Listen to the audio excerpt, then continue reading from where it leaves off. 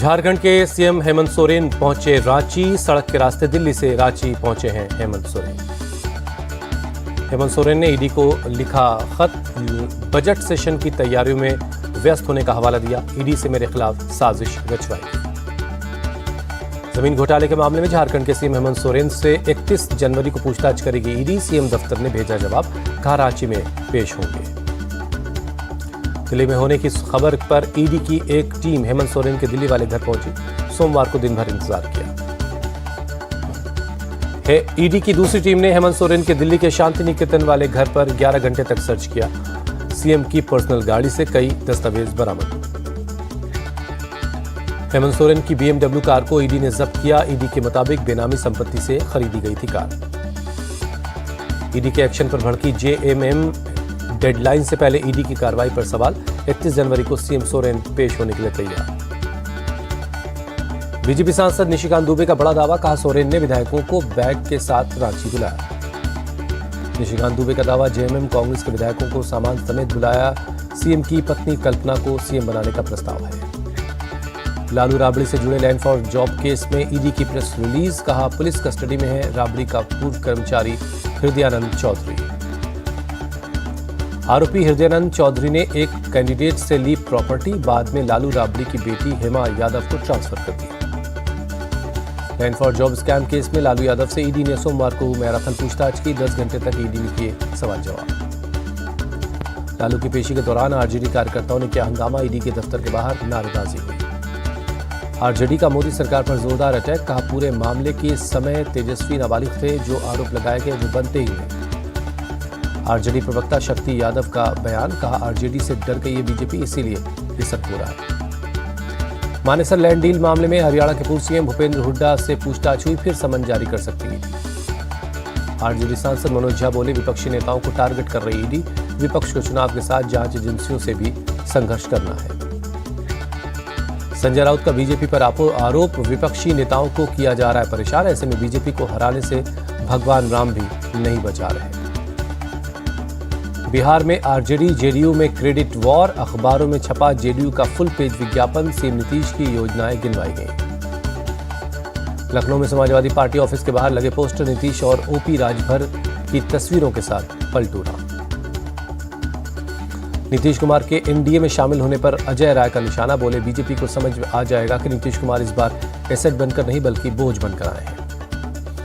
TMC के आरोपों पर बोले कांग्रेस नेता जयराम रमेश, अधीर रंजन चौधरी कोई ट्रोजन हॉर्स नहीं, उन्हें चलाना है संगठन। चंडीगढ़ में सुरक्षा के पुख्ता इंतजाम, मेयर चुनाव के चलते बड़ी संख्या में पुलिस बल तैनात है। बिहार के अररिया में कांग्रेस की भारत जोड़ो न्याय यात्रा, राहुल गांधी ने कार्यकर्ताओं के साथ यात्रा शुरू की। शहजाद पूनावाला ने राहुल गांधी पर साधा निशाना, कहा तथाकथित न्याय यात्रा शुरू होते ही बिखरने लगा है इंडिया अलायंस।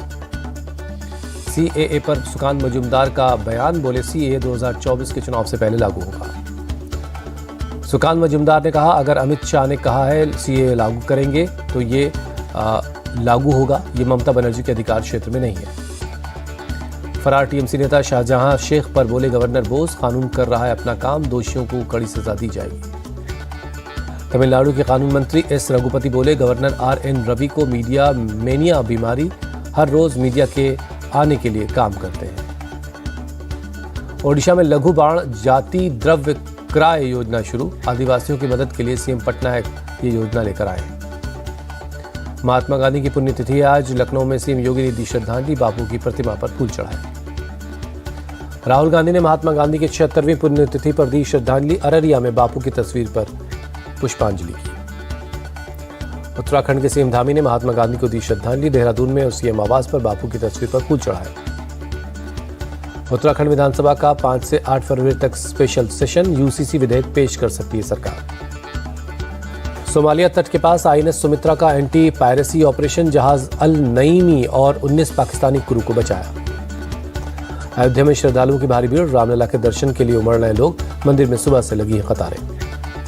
अयोध्या के हनुमानगढ़ी मंदिर में भी उमड़ी भीड़, कड़ाके की ठंड में भी भक्तों का लगा तांता। हिजाब बैन को लेकर भजन लाल सरकार एक्शन में, शिक्षा मंत्री मदन दिलावर ने दूसरे राज्यों में हिजाब बैन का स्टेटस मांगा। नोएडा के सेक्टर 39 थाना इलाके में मुठभेड़, पुलिस कार्रवाई में 25,000 का इनामी बदमाश घायल। असलहा बाइक बरामद। कटक और भुवनेश्वर ट्विन सिटी के नए पुलिस कमिश्नर बने संजीव पांडा, भुवनेश्वर में कार्यभार संभाला।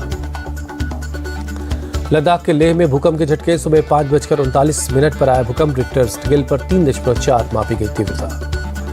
जम्मू कश्मीर के पुंछ में भारी बर्फबारी, पीर पंजाल रेंज की पहाड़ियां बर्फ से ढकी, मुगल रोड बंद।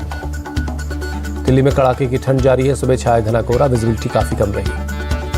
उत्तर भारत में ठंड और कोहरे का रेलवे पर पड़ा असर, दिल्ली आने जाने वाली 19 ट्रेनें देरी से चल रही हैं। दिल्ली में घने कोहरे का उड़ानों पर भी पड़ा असर, विजिबिलिटी कम होने की वजह से कई फ्लाइट्स लेट हैं। नोएडा में सर्दी का सितम जारी, सुबह छाई गहरी धुंध, विजिबिलिटी 0 हो गई। गाजियाबाद में भी कड़ाके की ठंड जारी है, सुबह छाया घना कोहरा, लोगों को हुई काफी परेशानी। पंजाब के बठिंडा में ठंड और कोहरे का डबल अटैक, सुबह विजिबिलिटी रही 0, हेडलाइट्स जलाकर चल रही थी गाड़ियां। उत्तर कोरिया के लगातार क्रूज मिसाइल के परीक्षण से तनाव और बढ़ा, दक्षिण कोरिया की सेना का दावा, 1 महीने में तीसरा परीक्षण किया गया।